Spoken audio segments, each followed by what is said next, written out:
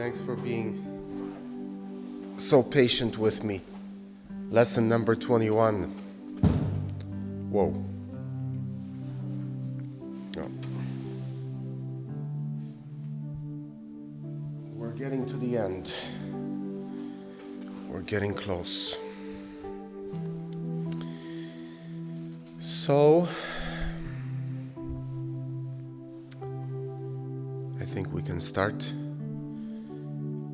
Hopefully everybody at home can see us. Please feel free to type in your live stream questions as we go, because sometimes it takes a while for them to pop up, and I'll deal with them at the end if we have time.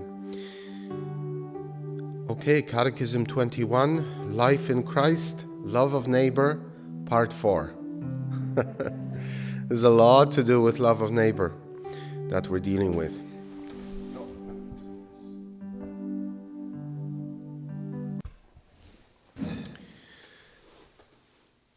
Catechism 21, Life of Christ, Love of Neighbor, Part 4. So today I want us to finish off the Ten Commandments. And in doing so, we will finish part number 3 of the Catechism. And all that will be left is part number 4, which is all about a life of prayer. My favorite. So I'm thinking that we will have maybe 5 more, and that will conclude this year's Catechism extravaganza.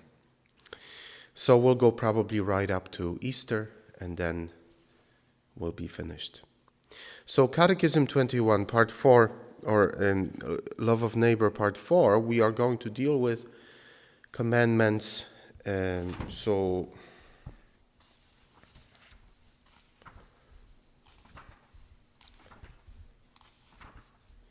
7, 8, and 9. So we'll deal with Commandment 7, thou shalt not steal. Commandment 8, thou shalt not bear false witness against your neighbor. And Commandment number 10, I think we dealt with 9.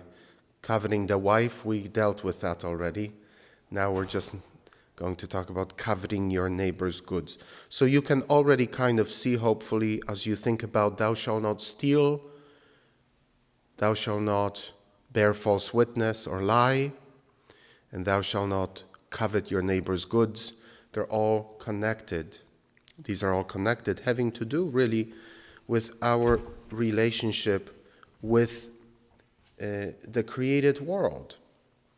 I think as you look at the commandments, we will see that they begin with the most, that which is closest to us and that which is most individual.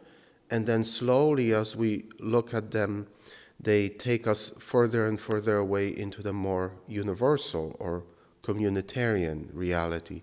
So we begin with our relationship with God, then we focus on our relationship with those closest to us, our parents, our siblings, and so on, our church, and then we veer further and further into the community. And so today we will talk about something that is very important in the teaching of the Catholic Church, which is the Catholic social teaching. This whole idea of how do we ensure that people are not discriminated against, that there is justice properly distributed in our world, and that we have proper love of the poor, which was so important in the teaching of Jesus. So first, commandment number 7, thou shalt not steal, really focuses on our relationship with the rest of creation. What is our approach, or how do we interact with the things of this world, the things that God has given to us to have dominion over, animals and the environment and well-being of peoples in their communities, So here we are talking about this Catholic social teaching, which at its core is trying to reconcile two goods. So the first one is the first good is the good of private ownership. That on the one hand we want and we are given the dignity of being able to participate in the ownership of the world, which belongs to God. And God shares that with us, but by allowing us a certain amount of autonomy or freedom. And that is expressed in this principle that we can own things, we can be responsible for things. And that is a good thing. So on the one hand, we have this good, the good of private ownership, individuality, and ownership, and having a share in caring for this world. And on the other hand, the demands of Christian charity. So private ownership versus the demands of Christian charity.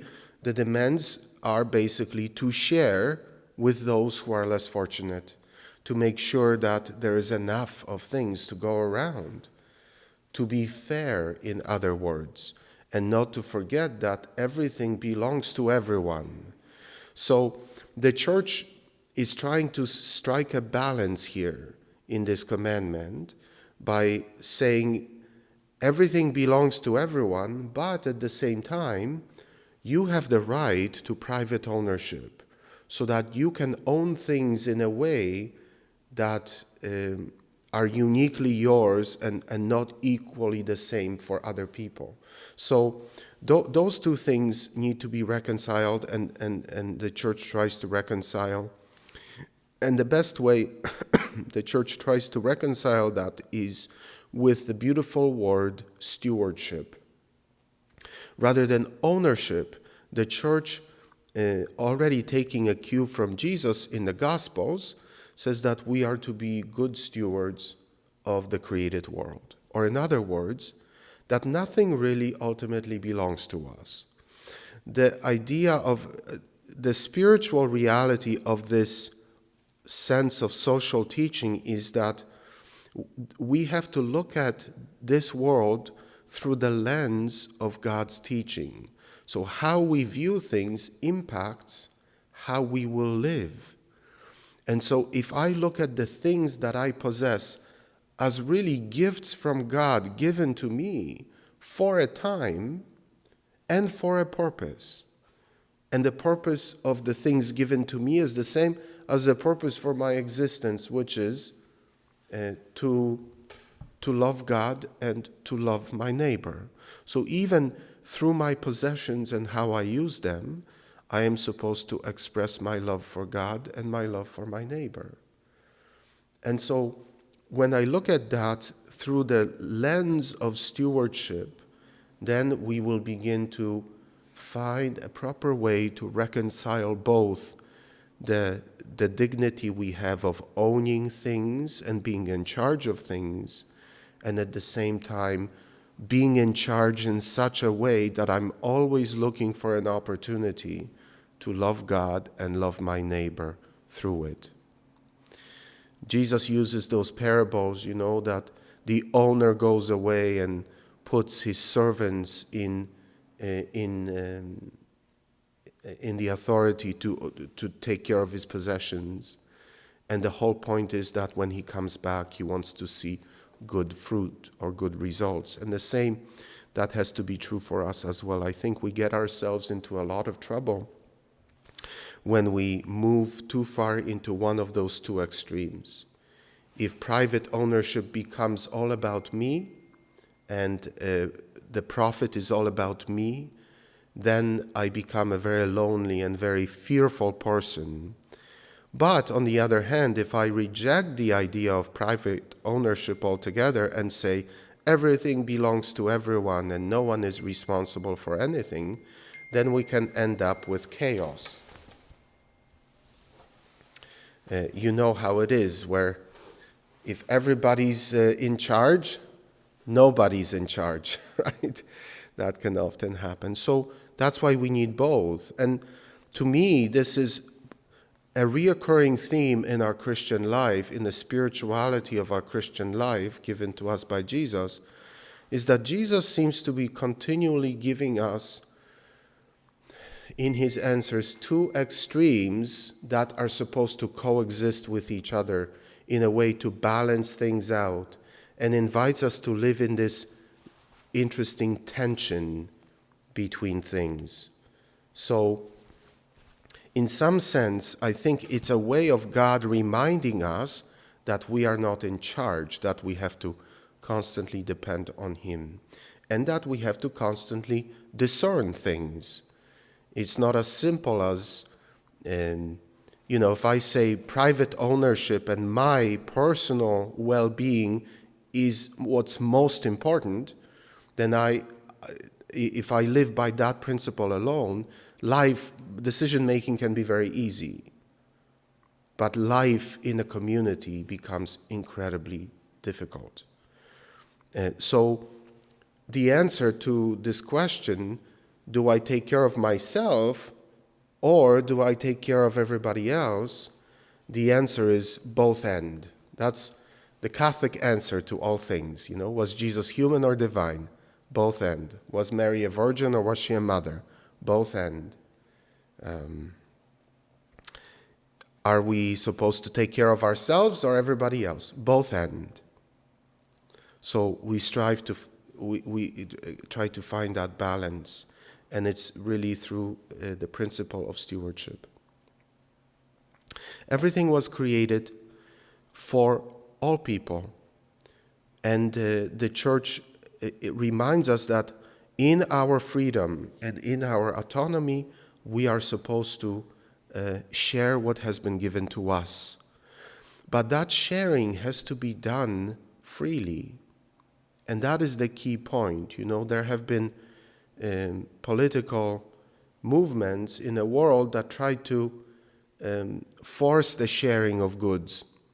And that's not the Christian way. And even the Catechism speaks against those kinds of regimes like totalitarianism, extreme socialism, communism, or even forms of capitalism that are too focused on self. All of those are criticized by the Catholic Church because they don't look at both goods. They usually focus solely on one or the other. And when you do that, you end up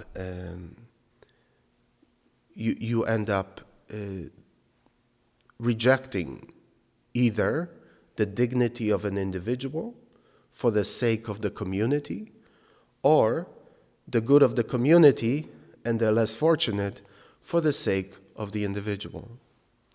And so that's why the Church says, the Church doesn't come up with the perfect solution in terms of what's the best government and form of being together, but simply says these are the principles that need to be maintained. The individual and the dignity of the individual and the freedom of the individual has to be maintained through the right to private ownership, but also the need and the care for those who are less fortunate, those who can't help themselves, proper distribution of goods with less fortunate, and so on. And the Church, even in this section, goes into details about countries working together to try to alleviate poverty and injustice and inordinate country debts, especially the very poor countries, which can't help it but keep getting into more and more and more debt just to survive.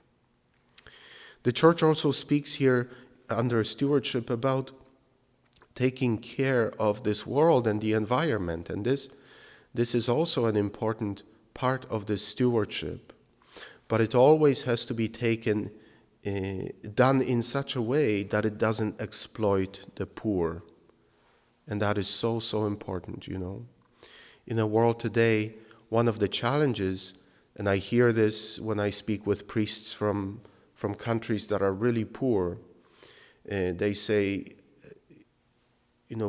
putting in place rules and regulations that that are not flexible for the less economically prosperous countries can actually be a death sentence to them. Because the kinds of technologies we can employ in first world countries to combat climate change, for example, there's no way they can do that. They're still trying to get off of burning wood. To some of those countries, switching to coal is actually an improvement. And it's the only thing they can do. And to tell them go solar and wind is just putting the nail in the coffin, because they're trying to survive. So all of that has to be taken into consideration. Yes, climate change, climate improvement, all those things taken care of. Yes, let's do that, but let's not forget about the poor. The church keeps going back to this idea of, yes, individual realities, but also don't forget the poor in your efforts of stewardship. So here, under this this commandment, the clear thing that we are supposed to avoid is do not steal. Do not take what is not yours without the owner's proper will to offer it to you. So that's pretty clear, but it also extends, not just to taking someone else's possessions, but also being honest about the way we do things, about the way we speak about things, being transparent and honorable in the way we conduct ourselves with one another. And this really connects to the 10th commandment, which speaks about do not covet your neighbor's goods. And just as the connection between the 6th and the 9th commandment, don't commit adultery and don't covet your neighbor's wife, so too here we are seeing that the commandments go beyond just avoiding the actual action that is sinful, but already making sure that it doesn't even originate in our hearts. So the desire for something that is wrong is already the beginning of the sin. So to covet your neighbor's goods, or to desire more and more and more, I wish I had more, I wish I had something else, that constant materialistic approach towards life, even if I never end up having those things or taking those things or stealing those things, just living with that perpetual dissatisfaction with what I have is already the beginning of kind of a spiritual death for us Christians, or for all people. And so even there, to stop and kind of live in that spirit of gratitude and count our blessings and say, if I get my dream, whatever, motorcycle, then that's great. But if I don't, maybe that's okay too, So this is where we go beyond, or we allow the commandments to take us beyond even just the do this, don't do this, but we allow them to give us a way of orienting our spiritual life, so that we're not perpetually frustrated by our inordinate desire for things rather than for God and for relationship. One more thing about this social teaching, and when we commit sins against proper care of the goods and the poor of this world, especially when it comes to stealing, restitution is very important. And even in the context of someone coming to the priest and saying, I stole something in the confessional, the church always says that there should be restitution as part of the penance for that individual, even though it may not be possible in terms of the actual crime that was committed, So if I took something from someone who's no longer alive, but I now am sorry for it, then some form of an act of charity, making a donation to a charitable organization, something like that, just to offset the damage, the injustice that was done through my action of greed or pursuing my own desire for the things of this world. Okay, so that's those two commandments. Thou shalt not steal, thou shalt not covet your neighbor's goods. And I want to speak a little bit about the commandment that thou shalt not bear false witness, number 8, against your neighbor. It was said to the men of old, you shall not swear falsely, but shall perform to the Lord what you have sworn. So this 8th commandment, to me, it's one of the most important commandments which we really struggle with in our world today, it seems. Because sometimes it's very difficult to speak the truth and to face the truth and to live in the truth. And so we allow small realities of untruthfulness or falsehood to enter into our lives. You shall not bear false witness against your neighbor primarily speaks about not lying, not going in the direction where I clearly know what the truth is, but it's too hard to say it, or it's too hard to live up to it, or it's not economically or politically or other socially expedient for me. We have to remember that the Bible speaks about the devil as the father of lies. And so I think it's so important for us to dissociate ourselves as much as we can with any untruthfulness, and always to seek to be a person of truth, first with ourselves and then with others. I think we see a lot of this, and this even in the Catechism, it mentions that especially in the way we distribute, we've heard so much about the media, is the media truthful or not? I don't think we can single out the media. I think we all live in a world where truth is not the ultimate goal anymore. It seems that pleasure and the pursuit of pleasure has become the ultimate goal for human beings. And so all you have to do, look at commercials. The goal of every commercial is to sell a product. And very often it's at the cost of truth. Do they actually lie? Well, maybe not.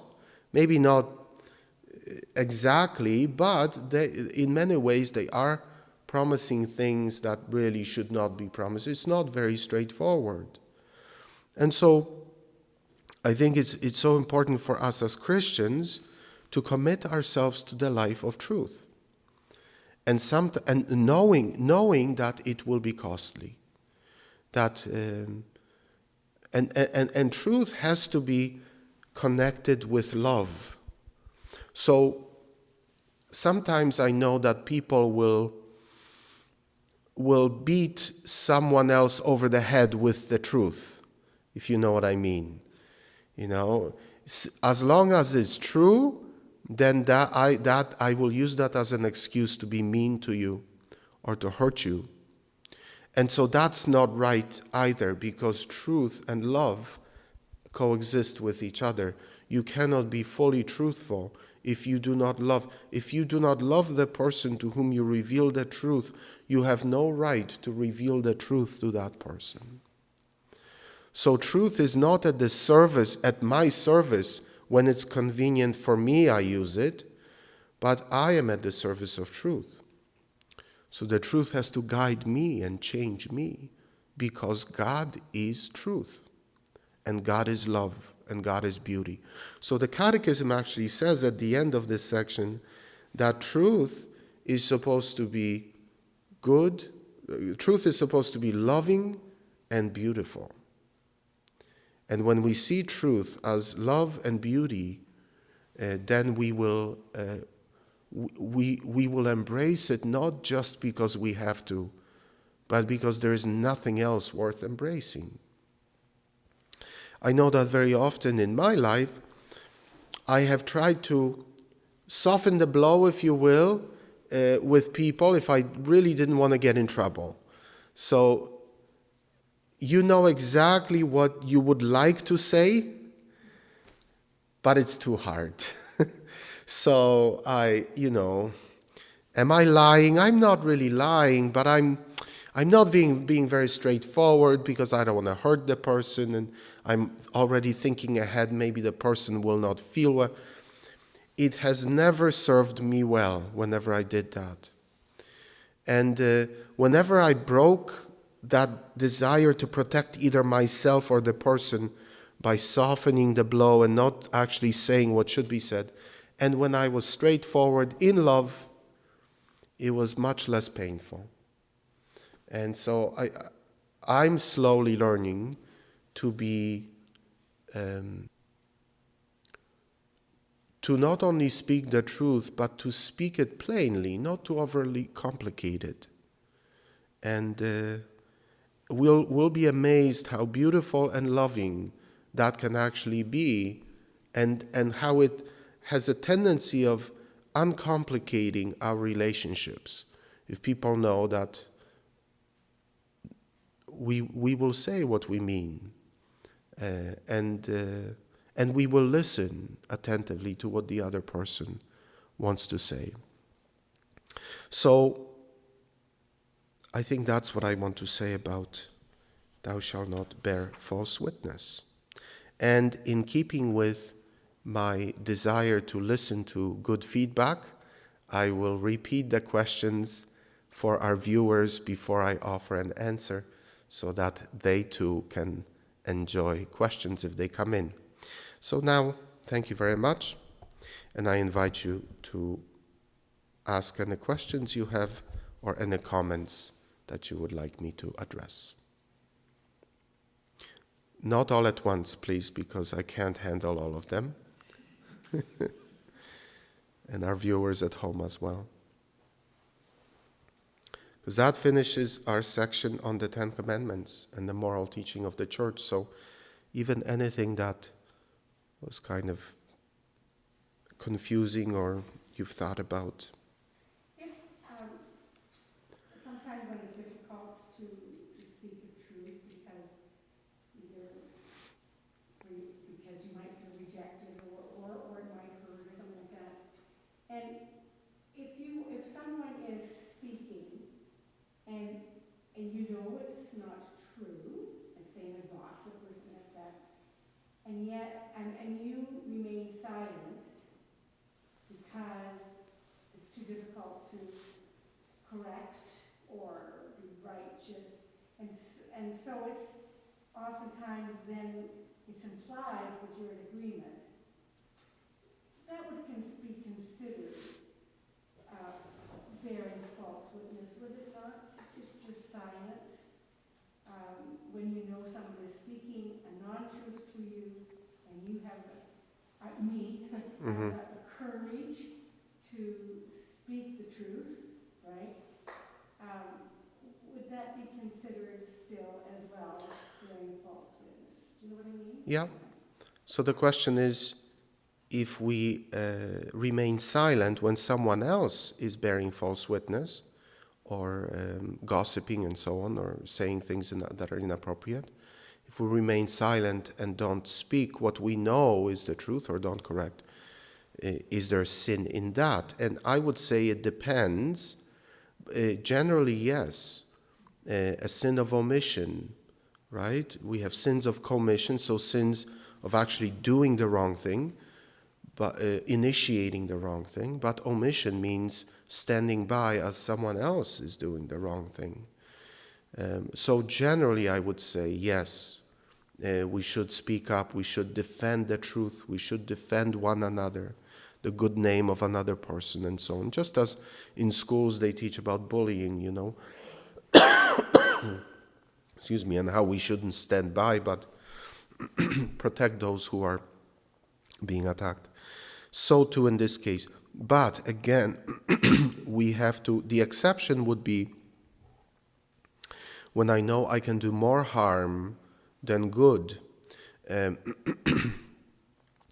For example, if we're in a group of people and someone is saying something and I know in that moment, if I stand up, I can I can really hurt this person and this person's reputation in the company of other people by standing there and judging and correcting. So we have to kind of we have to discern what's the best way to do that, perhaps later in private, in a way to mention something. But yes, in general, we should stand up for the truth. The question is always, what's the best way to do that, and how and when? Does that make sense? And in love, because we always want to make sure that we do not. It's never at the cost of the person's dignity. How do I correct a person, or how do I stand up for truth without destroying the good name of the person or the dignity of the person, make them feel like, like they don't matter, or that they're the worst, So the way I always envision it in my mind is, how do I protect the person against the worst version of myself, even as I do that? Yeah. And then the second question, in this time of conspiracy theories and so on and so forth, and if we're fairly rational, we know what is not true. Mm-hmm.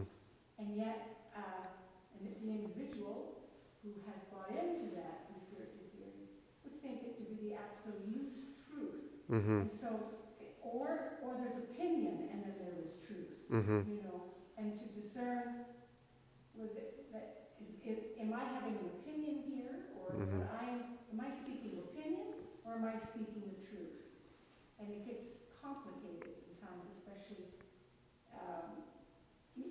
so I suppose that might just enter into a discussion, maybe, I suppose, to together reach to the truth, but... in this time of the question is, in this time of kind of conspiracy theories and uncertainties and people arguing over lots of things, what do we do with that? And this is my personal opinion now. It's not written in the Catechism, because now we're getting into really kind of individual, unique situations. But my sense is, I don't call something the truth unless I know for certain it's the truth. So very often I think we are in the realm of opinions and theories where I think this is the best way to move forward, and I have a friend who thinks no, and even through a conspiracy theory. What I do with those things is I always say, everyone in the situation where truth cannot be fully established through actual proof of a given situation, the only thing we can do is everyone has to make their own opinion based on what's most probable, on the evidence we have. And then they follow, and then the history will reveal to us who was on the side of right and wrong. And I always, because I do have friends who are on the other side of some of those discussions than I am, and I say, listen, we all have to make a decision here, and I refuse to believe that in order for what you're saying to be true, the whole world would have to be in a conspiracy together. And I just say, I just can't. This is a less probable case for me than what I see here. And so I choose to follow that which to me has a higher probability of actually being true. Now, I may be wrong because we don't know for sure. You may be right. We don't know. But there's no point in arguing. There isn't enough evidence. So in that circumstance, everyone has to make a rational decision and say, if I'm going to place a large bet on something, there better be a pretty high probability that it's actually the winner. So that's how I approach those things. I don't get into the weeds of actually arguing because it's futile, and we don't have enough information about a lot of these most conspiracy theories that are circulating right now.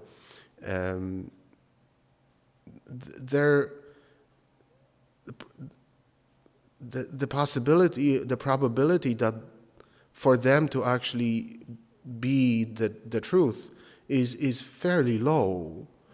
It's not zero, but it's fairly low. And so I like to bet on things that have a high probability of success. That's all. Yeah.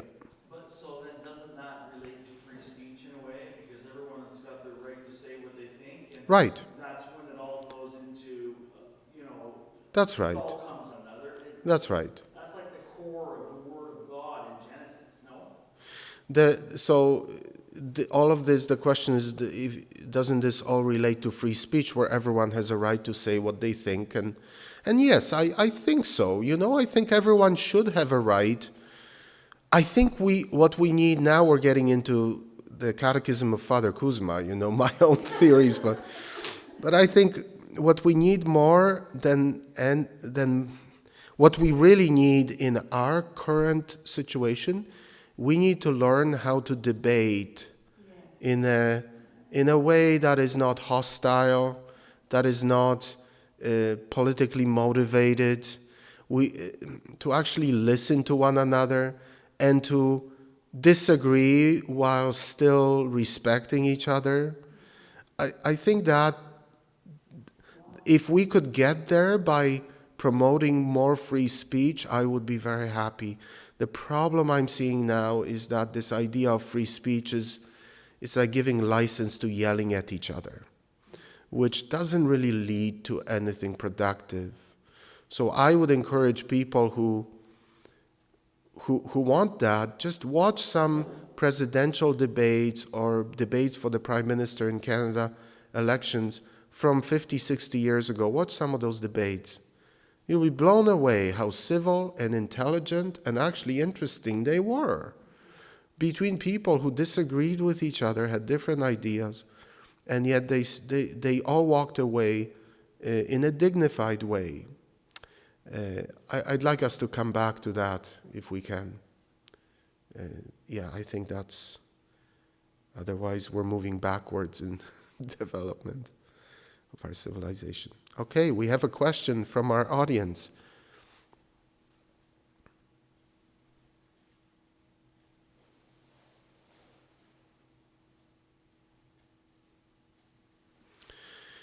Okay, if my brother-in-law is running around on my sister and everyone except my sister knows, do I tell her? Yes. Many will say it's not my business. Yeah, but first of all, you have to know these things for sure. It is true that we don't want to get into another person's business if it's their personal life and they choose to live in a certain way. But let me put it this way. If you love this person, then it's good to have a heart-to-heart. And just be careful that what you're revealing is really something that you are sure is true and not just rumors or something you think. Okay? Have a heart-to-heart with the brother-in-law or with both? If you were suggesting, if you know it to be true and you love this person, Yeah. is it the brother-in-law you speak with or the sister? Right. I would say you speak with the person who is engaging in inappropriate behavior first, just to make sure if you have a good relationship with that person, But every family is different, every relationship is different, it's very difficult to give that kind of personal advice not knowing the situation. So all I can do is give you the principle, which is, be honest, be truthful, and discern, pray and discern how you can protect the truth and share the truth with others. Okay, thanks for joining me. Have a good night.